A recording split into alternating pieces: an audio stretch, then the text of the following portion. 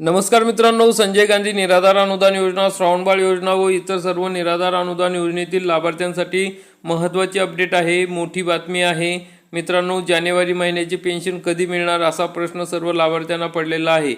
2 दिवसापूर्वीच आपल्याला पैसे पडतील अशी आशा होती.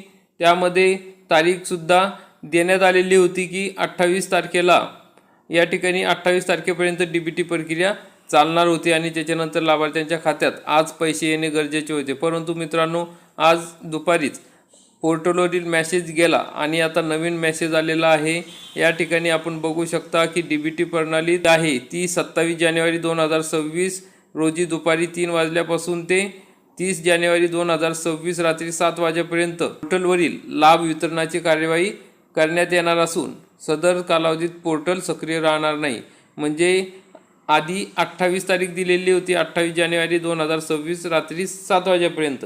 परंतु मित्रांनो, तांत्रिक अडचणी तसेच महाराष्ट्रात अनेक घडामोडी घडत आहेत.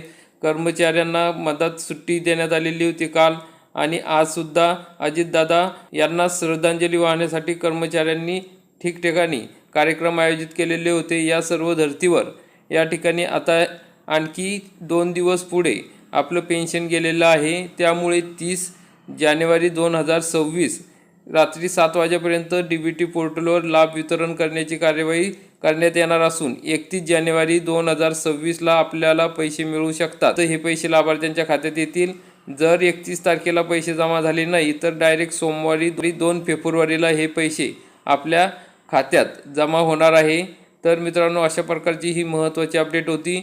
जास्तीत जास्त निराधार बांधव, दिव्यांग बांधव यांच्यापर्यंत हा व्हिडिओ नक्की शेअर करा, कारण की सर्वजण पेन्शनची वाट बघत आहेत. कधी पैसे मिळणार, कधी तारीख जाहीर होणार, नक्की कधी मिळणार याबाबत आता काळजी नको. आपल्याला 2 दिवसात हे पैसे आपल्या खात्यात जमा होणार आहे. काही दिव्यांग बांधव तसेच निराधार बांधवांचा प्रश्न आहे की थकीत अनुदान तसेच फरकासहित अनुदान मिळेल का, याबाबत कोणतीही अपडेट नसल्यामुळे हे पैसे मिळतील का याबाबत साशंकता आहे.